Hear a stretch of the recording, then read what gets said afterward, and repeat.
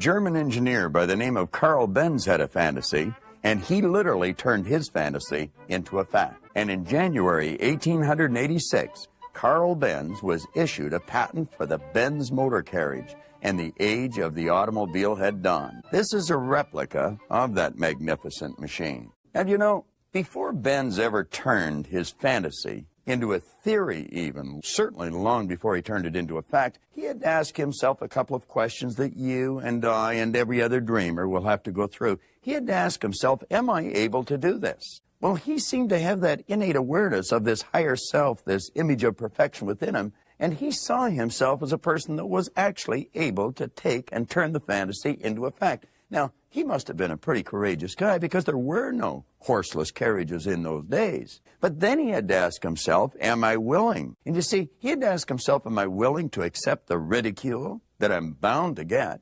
Am I willing to accept the failures? Well, he said, yes, I am willing. He was willing to pay the ultimate price to turn his fantasy into a fact.